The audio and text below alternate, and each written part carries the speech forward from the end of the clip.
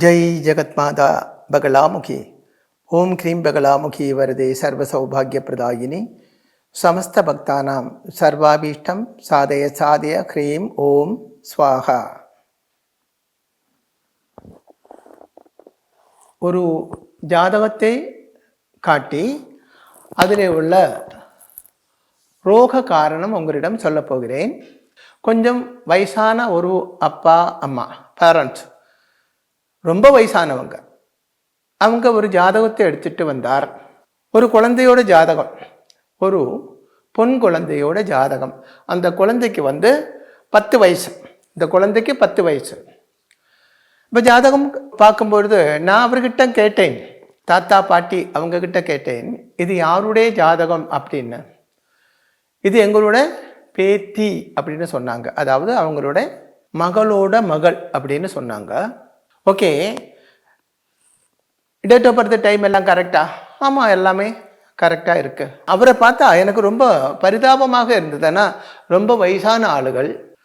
நான் ஜாதகம் ஒரு வாட்டி ஜெனரலாக ஓரலாக ஒரு வாட்டி பார்த்துட்டு நான் சொன்னேன், இதோட பேரண்ட்ஸ் ஜாதகம் பார்க்க சொல்லுங்கோ அப்படி சொன்னேன். இல்லை சுவாமி, அவங்க வெளிநாட்டில் இருக்காங்க, அதுக்கு தான் நாங்கள் வந்தது அப்படி சொன்னாங்க. சரி, அப்புறம் பார்க்கலாம், இப்போ எனக்கு இது பார்க்கறதுக்கு ஒரு மூடு இல்லை அப்படி சொன்னேன்.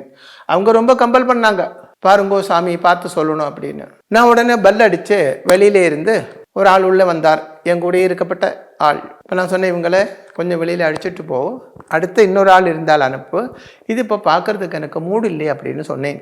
சரி, அவங்க வெளியில் போயாச்சு, இன்னொரு ஆள் வந்தாச்சு. அந்த ஜாதகம் பார்த்து முடித்ததுக்கு அப்புறம் இந்த பையன் என்கிட்ட கேட்டார், சுவாமி அவங்க ரொம்ப முன்னாடியே அப்பாயின்மெண்ட் வாங்கிட்டு வெயிட் பண்ணுறாங்க, அவங்க இருக்காங்க, அதாவது முன்னாடி போன அந்த தாத்தா பாட்டி இருக்காங்க, அந்த ஜாதகம் பார்த்து தான் ஆகணும்னு சொல்கிறாங்க.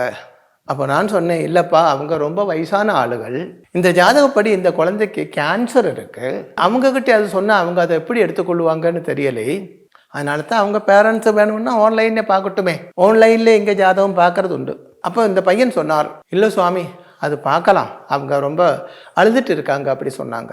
சரி, எனக்கு என்னமோ ஒரு மூடு தோணலே அப்படின்னு. அப்புறம் இந்த பையன் வெளியில் போயாச்சு. அப்போ இந்த பையன்கிட்ட அவர் மறுபடியும் கேட்டிருக்கிறார், இல்லை நாங்கள் ரொம்ப தூரத்தில் இருந்து வந்திருக்கோம், 1 மாதம் முன்னாடி அப்பாயின்மெண்ட் வாங்கியிருக்கோம், அவங்க சென்னையிலேருந்து வந்திருக்காங்க, 10 மணி நேரம் ட்ராவல் பண்ணி வந்திருக்காங்க இந்த வயசு காலத்திலேயே, அதனால எங்களுக்கு பார்க்க சொல்லுங்கோ, எதனால பார்க்க மாட்டாங்க அப்படி கேட்டாங்க. அப்போ பையன் அவள்கிட்ட சொல்லியிருக்கு, சுவாமி சொன்னாங்க அந்த ஜாதகப்படி அந்த குழந்தைக்கு கேன்சர், உங்ககிட்ட அது சொன்னால் நீங்கள் எந்த அளவுக்கு அது தாங்குவாங்க தெரியலை, எப்படி ஃபீல் பண்ணுவாங்க தெரியலை, அதனால தான் அவங்க பேரண்ட்ஸை ஆன்லைனில் பார்க்க சொன்னாங்க அப்படின்னு. அப்போ அவங்க சொன்னாங்க, அந்த குழந்தைக்கு கேன்சர்னு எங்களுக்கு தெரியும், என்னோட மகளோட குழந்தை தான் அது, அவங்க தான் யூடியூப்பில் சாமியை பார்த்துருக்காங்க, நீங்கள் போய் பாருங்கள், பார்த்து அதுக்கு என்ன பரிகாரம் பண்ணணும், ஏதாவது உயிர் பிழைக்குமான்னு கேட்டாங்க, அதுக்கு தான் நாங்கள் வந்திருக்கோம் அப்படி சொன்னாங்க. ஓஹோ, அப்போ ஆல்ரெடி அவருக்கு இந்த மேட்ரு தெரியுமா அப்படின்னா வர சொல்லு. அப்போது பாருங்கோ, இந்த ஜாதகத்தில் எப்படி அந்த கேன்சர் என்று சொன்னது என்றால், ஏற்கனவே நான் சொல்லியிருக்கேன், ராகு செவ்வாய் காம்பினேஷன், ராகு செவ்வாயை பார்த்தால் இல்லை செவ்வாய் ராகுவை பார்த்தால் அது சீரியஸாக ஹெல்த் ப்ராப்ளம் உண்டாக்கும். என்ன ஹெல்த் ப்ராப்ளம்னா 99% கேன்சர் தான். இந்த ஜாதகத்தை பொறுத்த வரைக்கும் செவ்வாய் ராகுவை பார்க்கறது உண்டு, அந்த ராகு வேற மாந்தியோடு சேர்ந்தும் இருக்கிறது. அப்போது ராகு மாந்தியோடு சேர்ந்திருந்தால் ஏற்கனவே கடிக்கப்பட்ட நாய் அதுக்கு வெறி கூட பிடிச்சாச்சுன்னா ஆகும், பார்க்குறவரை எல்லாம் கடிக்கும் இல்லையா, அப்படி சொல்லியிருக்கக்கூடாது, இருந்தாலும் சொல்கிறேன், அப்படி உள்ள ஒரு அவஸ்தையில் இருக்கு இந்த ராகு, அதை செவ்வாய் பார்க்கறது உண்டு. இனி ஒன்று, அந்த செவ்வாய் சனியோடு சேர்ந்திருக்கிறது, செவ்வாய் என்றாலே தோஷம்தான் இந்த வியாதியை பொறுத்த வரைக்கும், ப்ளஸ் சனியோடு சார்ந்திருக்கிறது, சுக்கிரன் அங்கே இருக்கிறது, சுக்கிரன் அங்கே நீச்சமாக இருக்கிறது, அப்போ எல்லாமே மைனஸ் தான். அப்போ நான் அவர்கிட்ட சொன்னேன், பாட்டி தாத்தா கிட்ட இல்லை, என்கிட்ட இருக்கப்பட்ட பையன்கிட்ட சொன்னேன், அவரோட பேரண்ட்ஸ் ஜாதகத்தில் இது குழந்தை பொண்ணாக இருக்கிறதுனால அவங்க பேரண்ட்ஸ் ஜாதகத்தில் 90% அவங்க அம்மா ஜாதகத்தில் 5ல் சூரியனோ சனியோ ராகுவோ இருக்கு, அதனால தான் இது இப்படி ஆயிருக்கிறது. அப்படி சொல்றதுக்கு என்ன காரணம் என்றால், லக்னத்தில் இது 7ஆம் இடம். அதே மாதிரி 8ஆம் இடம். 7ஆம் இடத்துக்கு அதிபன் சந்திரன் உச்சமாக இருக்கு, அது ஓகே, அது ஹெல்த்தை பொறுத்த வரைக்கும் பிரச்சனை இல்லை. ஆனால் 8ஆம் இடத்துல சூரியன் சொக்ஷேத்திர பலவானாக இருக்கிறது இல்லையா? 8ஆம் இடத்துல சூரியன் சொக்ஷேத்திர பலவானாக இருக்கிறது. அப்படி இருக்கும்போது சீரியஸா ஹெல்த் ப்ராப்ளம் வர்றதுக்கு வாய்ப்பில்லை. ஆனா இந்த செவ்வாய் பாப கிரகங்களோடு சேர்ந்திருந்து ராகுவை பார்வை இருக்கிறதுனால கேன்சர் வந்தும் ஆக வேண்டும். அப்ப இந்த ஜாதகத்திலே உள்ள தோஷங்களால மட்டும் வரவில்லை, அந்த குழந்தையோட பேரண்ட்ஸ் ஜாதகத்திலே முன்ஜென்ம பாபதோஷம் இருக்கு, அது இங்கே எஃபெக்ட் ஆகுறது. அதாவது நம்ம சொல்லுவோம் இல்லையா, முன்னோர் செய்த புண்ணியம் நாங்க நல்லா இருக்கோம் அப்படி சொல்லுவாங்க. அதே போல முன்னோர் செய்த பாவமும் நம்மளே பாதிக்கத்தான் செய்யும். இங்கே இவங்களோட இந்த குழந்தையோட பேரண்ட்ஸோட முன்ஜென்ம பாபதோஷம் பாதிக்கிறது. உடனே ஃபோன் பண்ணி கேட்டு, தாத்தா பாட்டி தானே, இந்த அம்மாவோட இந்த பாட்டியோட மகள் தான், இருந்தாலும் அவங்க கிட்ட கேட்டு கிளாரிட்டி வருத்தி டேட் ஆஃப் பர்த் டைம் வாங்கி ஜாதகம் எடுத்து பார்க்கும் பொழுது அந்த லேடியோட ஜாதகத்தில், அதாவது இந்த குழந்தையோட அம்மாவோட ஜாதகத்தில் 5ஆம் இடத்தில் சனி இருக்கு, ராகு பார்வை இருக்கு. அப்போ பாருங்க, அப்போ இந்த ஜாதகம் பார்க்கறதுக்கு முன்னாடி ஃபர்ஸ்ட்ல பார்க்கும்போது எதுக்கு கேன்சர் இருக்கு அப்படின்னு கிளாரிஃபை பண்ணினேன். அப்புறம் இவங்களோட பேரண்ட்ஸ் ஜாதகம் பார்க்கறதுக்கு முன்னாடியே அப்பா அம்மா ஜாதகத்தில், அதுவும் 90%, அதாவது இது பெண் குழந்தையா இருக்கிறதுனால அம்மா ஜாதகம் அதிகமாக எஃபெக்ட் ஆகும். இது ஆண் குழந்தையா இருந்தால் அப்பா ஜாதகம் அதிகம் எஃபெக்ட் ஆகும். அப்போ இது பெண் குழந்தையாக இருக்கிறதுனால 90% அம்மா ஜாதகத்தில் எப்படி இருக்கும், அப்பா ஜாதகத்தில் கூட இருக்கலாம். அந்த முன்ஜென்ம பாபதோஷம் சூரியனோ சனியோ ராகுவோ தான் இருக்கு. அதில் ராகு இல்லை சனி அப்படித்தான் நினைச்சேன். ஆனால் இந்த ஜாதகப்படி அவங்க அம்மா ஜாதகத்தை எடுத்து பார்க்கும் பொழுது 5ஆம் இடத்துல சனி இருக்கு, ராகுவோட தரிசனமும் இருக்கு. அப்போ நான் நினைச்சதை விட பவர்ஃபுல்லான தோஷம் அதில் இருக்கு. இப்படி எல்லாம் இருந்தாலும் ஜாதகத்தில் லக்னத்துக்கு அதிபனாக இருக்கப்பட்ட கிரகம், இந்த மகர லக்னம், அது 9ஆம் இடத்தில் பாக்கியஸ்தானத்திலேயே இருக்கு. ஆனால் பாக்கியஸ்தானத்தில் இருக்கிறது, ஆனால் குரு பார்வை இருக்கிறது. பாக்கியஸ்தானத்தில் இருக்கப்பட்ட கிரகம் பாபகிரகத்தோடு பாக்கியஸ்தானத்தில், அதாவது லக்னாதிபனாக இருக்கப்பட்ட கிரகம் பாக்கியஸ்தானத்திலே இருக்கிறது 9ஆம் இடத்துல. அங்கே பாபகிரகங்களோடு சேர்ந்திருக்கு. லக்னாதிபன் 9லே இருந்தாலும் அதான் அங்கே, ஆனால் பாபகிரகத்தோடு சேர்ந்திருக்கு. அப்படி இருந்தாலும் குரு சொந்த வீட்டிலே இருந்து குரு பார்வை இருக்கிறதுனால உயிருக்கு ஆபத்தில்லை அப்படின்னு சொன்னேன். இப்போ ஒரு சந்தேகம், இங்க குரு அதாவது ஜோதிஷம் தெரிஞ்ச ஆச்சாரியன்மார் என்ன இப்போ கேட்டுக்கொண்டு இருக்கிறதா இருந்து அவங்க கேட்பாங்க, குரு லக்னத்து 12க்கும் 3க்கும் அதிபன், அப்போ குரு மாரகஸ்தானாதிபன் தானே, அந்த குரு பார்வை இருக்கும் போது இல்லை. அவங்க இப்படி கேட்பாங்க, குரு பார்வை இருக்கிறதுனால சகல தோஷத்துக்கும் பரிகாரம் ஆச்சு இல்லையா, அப்புறம் எப்படி வியாதி வந்தது அப்படின்னு கேட்கலாம் அப்படின்னு நினைப்பீங்க.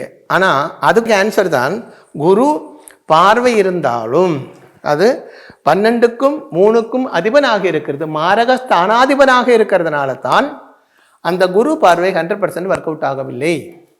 அதனால தான் இந்த செவ்வாய் ராகு காம்பினேஷன் அந்த வியாதி அந்த குழந்தைக்கு கொடுத்தது. அப்போ என்ன பண்ண வேண்டும்? இந்த மாதிரி இருந்தால் அதுக்கு என்ன பரிகாரம்? முதல்ல பேரண்ட்ஸோட முன்ஜென்ம பாபதோஷத்தை மாற்ற வேண்டும். இங்கே குழந்தை ஜாதகத்தில் கூட 1, 2, 3, 4 5ஆம் பாவம் 1, 2, 3, 4 இது 5ஆம் இடம் ரிஷப ராசி. ரிஷபத்துக்கு அதிபனாக இருக்கப்பட்ட வீனஸ் சுக்ரன் நீச்சமாகத்தான் இருக்கிறது. இதுலேயும் முன்ஜென்ம பாபதோஷம் இருக்கத்தான் செய்யுது. அப்போ என்ன பண்ண வேண்டுமானால் அம்மா ஜாதகத்தில் இருக்கப்பட்ட முன்ஜென்ம பாபதோஷம் மாற்ற வேண்டும். அதுக்கு சகஸ்ர விராஜித யாகம், அது ஒன்று தான் பரிகாரம். சகஸ்ர விராஜித யாகம். சாதாரணமாக நாங்கள் இங்கே விராஜித யாகம், நாங்கள் நல்ல எல்லாரும் படித்தவங்க விராஜித யாகம்னு சொல்லுவாங்க. வேத சாஸ்திரப்படி அதோட பேர் சகஸ்ர விராஜித யாகம். சகஸ்ர விராஜித யாகத்திலே எஜமான ஸ்தானத்தில் இந்த குழந்தையோட அம்மா, உப எஜமானன் இந்த குழந்தை, அப்படி அந்த யாகம் செய்ய வேண்டும். பிளஸ் இந்த வியாதி வந்திருக்கிறதுனால சஞ்சீவனி ஹோமமும் செய்ய வேண்டும். மிருத சஞ்சீவனி ஹோமம். இதில் பிரச்சனை 4வது ஸ்டேஜுக்கு போச்சாம். சீரியஸ் ப்ராப்ளம் தான். ஆரம்பமாயிருந்தால் சஞ்சீவினி ஒரு வாட்டி பண்ணினால் போதும். ஆனால் 4வது ஸ்டேஜுக்கு போயிருக்கிறதுனால 3 டைம்ஸ் அந்த சஞ்சீவனி மிருத சஞ்சீவனி ஹோமம் 3 வாட்டி பண்ணணும். அனுபவங்கள் நிறைய இருக்கு. இப்படி ரொம்ப சீரியஸா உள்ளவருக்கு இதே மாதிரி பரிகாரம் பண்ணி குணமாயிருக்கப்பட்ட அனுபவங்கள் நிறைய இருக்கு. இனி குணமாகாது என்றால் ஜாதகம் பார்க்கும் பொழுதே தெரியும். இங்கே ஆயுர்காரகனாக இருக்கப்பட்ட சனி பாக்கியஸ்தானத்திலே இருக்கு. ஆத்மகாரகனாக இருக்கப்பட்ட சூரியன் அஷ்டமத்திலேயே இருக்கு. சூரியனுக்கு அஷ்டமாதிபத்திய தோஷம் கிடையாது. அப்படி பிளஸ் பாயிண்ட் இருக்கிறதுனாலையும் அந்த வியாதிக்கு காரணமாக இருக்கப்பட்ட செவ்வாய் குரு பார்வையில் இருக்கிறதுனாலையும் பரிகாரம் ஒர்க் அவுட் ஆகும். அதனால இந்த பரிகாரங்கள் பண்ணுங்க அப்படின்னு சொன்னேன். அப்போ ஒரு ஜாதகத்தில் இதே மாதிரி எத்தனையோ ஜாதகங்கள் பார்த்து கன்ஃபார்ம் பண்ணியிருக்கு. உங்களுக்கு இந்த மாதிரி வியாதி இருக்கா? சந்தேகமே இல்லை. உங்கள் குழந்தைகளுக்கோ வீட்டிலேயோ வியாதி இருக்கா? சந்தேகமே இல்லை. இந்த செவ்வாய் ராகு காம்பினேஷன் ரொம்ப ரேராக சனி செவ்வாய் காம்பினேஷன்லே இது வர்றதுண்டு.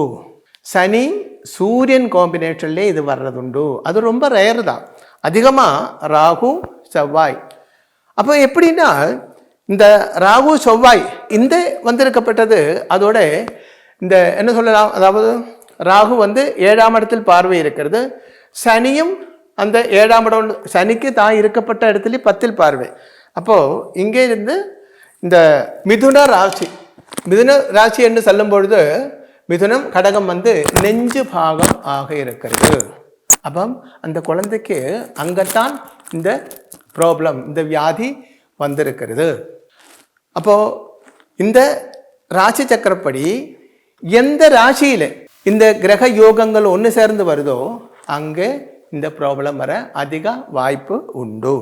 இப்போ இப்படி ஜாதகத்தில் உங்களோட ஜாதகம் எடுத்து பாருங்க. இப்படி இருந்தால் செவ்வாய் ராகு காம்பினேஷன், செவ்வாய் ராகு ஒன்று சேர்ந்திருந்தால், இல்லை இதில் 12 ராசியில் ஏதாவது ஒரு ராசிக்கு செவ்வாயோட பார்வையும் ராகுவோட பார்வையும் சேர்ந்து வருது என்றால், அது பாபக்ஷேத்திரமாயிருந்தால் இந்த மாதிரி உள்ள வியாதி வர்றதுக்கு வாய்ப்பு அதிகமாக உண்டு. அப்போ என்ன பண்ண வேண்டும்? ஜாதகத்தில் அப்படி இருந்தால் ஒரு நல்ல ஆச்சாரியனை பார்த்து ஜாதகம் காட்ட வேண்டும். அப்புறம் அவர் சொல்லும் பொழுது அந்த காலகட்டம் எப்போ அந்த பீரியடுன்னு சொல்லுவாங்க. அதுக்கு 1 மாதம் முன்னாடி இல்லை 15 நாள் முன்னாடி நல்ல ஒரு ஹாஸ்பிட்டலில் போய் ஒரு டாக்டரை பார்த்து ஒரு மாஸ்டர் செக்கப்பு செய்ய வேண்டும். அவரே சொல்லுவாங்க, டாக்டரே சொல்லுவாங்க இது பண்ணிக்கோங்க அப்படின்னு. அப்போ என்ன ஆகும்? ஆரம்பத்திலேயே அந்த வியாதியை கண்டுபிடிச்சு ட்ரீட்மெண்ட் பண்ணலாம். கேன்சர் என்று சொல்லப்பட்டது மகா வியாதி ஆயிருந்தாலும் ஆரம்பத்திலேயே ட்ரீட்மெண்ட் பண்ணியாச்சுன்னா பயப்பட வேண்டிய அவசியமே இல்லை. அதுக்கு நல்ல திறமையுள்ள டாக்டர்மார், அதே மாதிரி உள்ள பெரிய பெரிய ஹாஸ்பிட்டல் எல்லாம் நிறைய இருக்காங்க. அப்போது ஹாஸ்பிட்டல் யூஸ் பண்ணணும், டாக்டரை யூஸ் பண்ணணும், நல்ல ஒரு ஆச்சாரியன் கண்டிப்பாக ஒரு ஆள் வேணுங்க. இப்போ நீங்கள் பிஸ்னஸ் பண்ணுறீங்கன்னு வச்சுக்கோங்களேன், உங்களுக்கு ஒரு ஆடிட்டர் இருக்கும் இல்லையா? அதே மாதிரி ஒரு அட்வொகேட் இருக்கும், லீகல் அட்வைஸ் பண்ணுறதுக்கு, கணக்கு வழக்கெல்லாம் பார்க்கறதுக்கு ஒரு ஆடிட்டர் இருக்கும். அதே மாதிரி பிஸ்னஸ் மேனேஜ்மெண்ட் எல்லாம் பார்க்கறதுக்கு அட்வைஸ் பண்ணுறதுக்கு MBA படித்த ஒரு ஆளை நீங்கள் வச்சுருப்பீங்க. அதே மாதிரி உங்களுக்கு வாழ்க்கைக்கு வழிகாட்டியாக ஜோதிஷாஸ்திரம் படித்த நல்ல ஒரு ஆச்சாரியனும் இருக்க வேண்டும். இல்லை என்றால் கொஞ்ச காலத்துக்கு அப்புறம் அந்த காலத்தில் நாங்கள் நல்லா இருந்தோம், இப்போ ஒன்றுமே இல்லை அப்படி சொல்ல வேண்டிய சூழ்நிலை உருவாகும். பகவான் நமக்கு புத்தியும் அறிவும் கொடுத்திருக்கு. அது வேண்டிய அளவுக்கு யூஸ் பண்ணக்கூடியது, புத்தியே தீட்ட வேண்டியது நம்மளுடைய கடமை தான். அப்படி செய்தாச்சுன்னால் வாழ்க்கையில் நமக்கு ஒரு காலமும் தோல்வி உண்டாகாது. நமது வாழ்க்கையில் வாழ்ந்து கொண்டிருக்கும் பொழுதே உள்ள நரகம் என்று சொல்லப்பட்டது என்ன தெரியுமோ? ஒன்று ரோகம், கடன், முதுமை, எனிமி. இது நம்ம வாழ்க்கையிலே உள்ள நரகம். வாழ்ந்து கொண்டிருக்கும் பொழுதே நரகம், மரணத்துக்கு அப்புறம் நரகத்துக்கு போறதல்லே, வாழ்க்கையில் நமக்கு உண்டாகப்பட்ட நரகம். அந்த நரகத்தில் வீழாமல் நம்மளை காப்பாற்ற கண்டிப்பா ஜோதிஷம் சாஸ்திரியமாக படித்த ஒரு ஆச்சாரியனுக்கு உங்களை காப்பாற்ற முடியும். ஆனால் அந்த ஆச்சாரியன் ஜோதிஷம் மட்டும் படித்தவராக இருக்கக்கூடாது, தாந்திரிகமும் படித்த ஆளாக இருக்க வேண்டும். ஏனென்றால் உங்களுக்கு என்ன வியாதி என்று சொன்னால் போராது. உங்களுக்கு என்ன வியாதின்னு உங்களுக்கே தெரியும் இல்லையா? டாக்டர் சொல்ல வேண்டாமே. ஆனால் சில வியாதிகள் டாக்டர் தான் கண்டுபிடிக்கணும். ஆனால் வியாதி கண்டுபிடித்தால் மட்டும் போராது, அந்த வியாதிக்கு என்ன மருந்து, அது கூட டாக்டருக்கு தெரிஞ்சிருக்கணும். இந்த வியாதி இந்த மருந்து சாப்பிட்டுக்கோங்கோ, இந்த மருந்து இந்த ட்ரீட்மெண்ட் எடுத்துக்கோங்கோ, உங்கள் வியாதி மாறும் என்று உறுதியாக அட்வைஸ் பண்ணக்கூடிய அறிவு, திறமை, எக்ஸ்பீரியன்ஸ் அந்த டாக்டருக்கு இருக்க வேண்டும். அப்படி உள்ள ஒரு ஆச்சாரியன் கண்டிப்பாக இந்த காலத்தில், இது கலியுகம், எந்த நேரத்திலே ஒரு மகா விபத்து நம்மளே தேடி வரும். அது எப்போ வேணும்னா நாளைக்கு காலையில் கூட வரலாம், பெரிய புயலாக வரலாம், ஃப்ளட்ஸாக வரலாம், பெரிய காற்று ஆக வரலாம், பூமி குலுக்கமாக வரலாம், மகா ரோகங்களாக வரலாம். இது நாட்டிலே லோகத்திலே அங்கங்கே நடந்து கொண்டே தான் இருக்கிறது. முன்காலத்திலே எல்லாம் அது எங்கேயாவது ஒரு சம்பவம் நடந்தாச்சுன்னா அடுத்த நாளில் தான் நமக்கு அந்த நியூஸில் அது தெரியும், அது கொஞ்சம் தான் தெரியும். இப்போ அப்படியே இல்லையே, கண்ணால் பார்க்கலாம் இல்லையா டிவியில். இது நாளைக்கு நமக்கும் வரலாம். அதனால எச்சரிக்கையாக இருங்கள், முன்னெச்சரிக்கையாக இருங்கள். ரோட்டில் போகும்போது சில இடங்களில் போர்டு இருக்கும் இல்லையா, முன்னாடி ஹம்பு வருது, பள்ளமாக இருக்குது, பிரிட்ஜு வருது அப்படின்னு எச்சரிக்கை அப்படின்னு ஒரு போர்டு வச்சுருப்பாங்க. அதே மாதிரி வாழ்க்கையின் நாளைக்கு வரக்கூடிய நல்லது கெட்டது எல்லாம் முன்னாடி சொல்லப்பட்ட, முன்னாடியே தெரியக்கூடிய ஒரு எச்சரிக்கை போர்டு தான் உங்களுடைய ஜாதகம் என்று சொல்லப்பட்டது. அதை யூஸ் பண்ண வேண்டும். ரோடு சைடில் இருக்கப்பட்ட அந்த எச்சரிக்கை போர்டு பார்க்காமல் ஓடி போயிட்டு இருந்தாலும் கட்டரில் போய் விடும், பெரிய ஆபத்திலே மாட்டோம். சில இடங்களில் எழுதி வச்சுருப்பாங்க, இது அபகட மேகலை, கேர்ஃபுல்லாக போக வேண்டும். இதெல்லாம் நம்ம ஜாதகத்திலே உள்ள விஷயங்கள் தான். இந்த திசாகாலம் சுபமல்லை, நீ கடன் வாங்கவும் கூடாது, கடன் கொடுக்கவும் கூடாது, புதுசாக ஒன்றும் ஆரம்பிக்கக்கூடாது, இப்படியெல்லாம் எழுதியிருப்பாங்க. நமக்கு பெரிய பெரிய ஆபத்துகள் வரும்பொழுது அது வராமல் தடுக்கிறதுக்குள்ள அநேக வழிகள் ஜோதிஷ சாஸ்திரத்திலே, வேத சாஸ்திரங்களிலே, தாந்திரிகத்திலே இருக்கு. இது ஈஸ்வரன் தந்தது தான், மனுஷன் கண்டுபிடித்தது அல்ல. அது நம்ம யூஸ் பண்ண வேண்டும். அது யூஸ் பண்ணியாச்சுனால் கண்டிப்பாக வாழ்க்கை என்றைக்கும் நிம்மதியாக இருக்கும், சந்தோஷமுள்ளதாக இருக்கும், ஆனந்தகரமாக இருக்கும். ஜெகத் மாதா மகா பகலாமுகி அம்மையின் அனுகிரகத்தால் உங்களுக்கு சர்வகாரிய சித்தி உண்டாகட்டும் என்று ஆசீர்வாதம் செய்கிறேன். ஸ்ரீ சூரியமங்கலம் அத்வைத வேத வித்யா பீடத்தில் தாந்திரீக பூஜைகளில் சிறந்து விளங்கும் பல ஆச்சாரியர்களால் அமாவாசை மற்றும் பௌர்ணமி நாளன்று சிறப்பு யாகங்கள் நடைபெறுகின்றன. இந்த யாகங்களில் கலந்து கொள்வதன் மூலம் அன்னை ஸ்ரீ பகலாமுகி தேவியின் அருளால் நம் சர்வதோஷங்களும் நீங்கி சகல சௌபாகியங்களும் நம்மை பரிபூரணமாக வந்தடையும். ஸ்ரீ சூரியமங்கலம் அத்வைத வேத வித்யா பீடம் ஜோதிடம், பிரசன்னம், வாஸ்து, தாந்திரீக பூஜைகள் மற்றும் வேத யாகங்கள் செய்திட தொடர்புக்கு 7305442299 7305442299. தொடர்பு மையங்கள் சென்னை, கோவை, பெங்களூரு, ஹைதராபாத், விஜயவாடா, டெல்லி, மும்பை, திருநெல்வேலி, டெக்சாஸ்.